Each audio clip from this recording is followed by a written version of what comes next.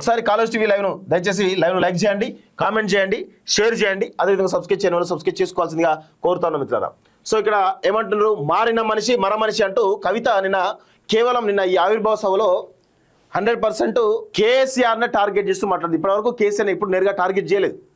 ఆయన మారిన మనిషి మర మనిషి అంటూ తెలంగాణ ఉద్యమంలో ఎట్లుండే తర్వాత ఎట్లుండే అంటూ మాట్లాడుతూ డైరెక్ట్గా నేరుగా ఆయన టార్గెట్ చేస్తూ మాట్లాడింది. సో ఇక్కడ కొన్ని విషయాలు ఏంటంటే, ప్రభుత్వంలోకి రాకముందు ఒకలాగా, అధికారంలోకి రాకముందు ఒకలాగా, అధికారంలోకి వచ్చిన తర్వాత ఒకలాగా మీరు ఉంటారు అనేది ఒక విమర్శ, బలమైన విమర్శ మీ పైన ఉన్నది.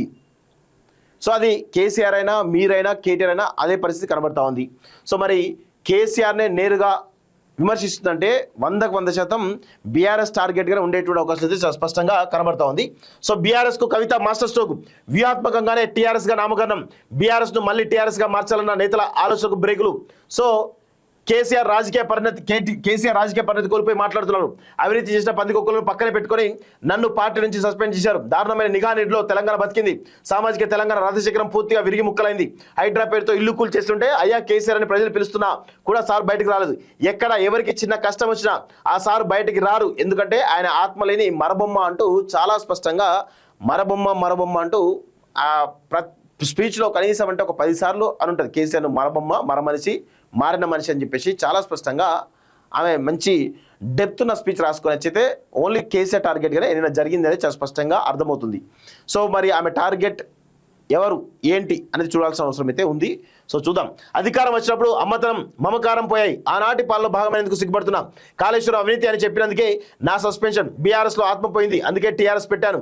రాష్ట్రంలో కర్కోటక నియంత ముఖ్యమంత్రి పాలన, మెడకాయ మీద తలకాయలేని బీజేపీ బానిస ఎంపీలు, 3.5 కోట్ల మందికి అమలవుతా.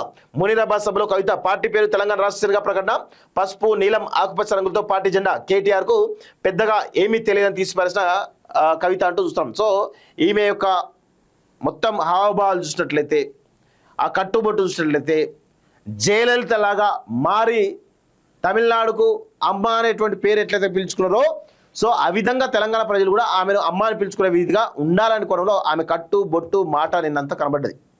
సో ఇక్కడ చాలా స్పష్టంగా మీరు తెలంగాణ సమాజానికి తెలంగాణ రాష్ట్రానికి అమ్మలా ఉండాలని అనుకుంటారంటే మీ యొక్క ఆస్తులన్నింటినీ కూడా మొత్తం ప్రజలకు పంచేయండి. పనిచేస్తే మిమ్మల్ని అమ్మలాగా ఆదరించేటువంటి అవకాశం ఉంటుంది.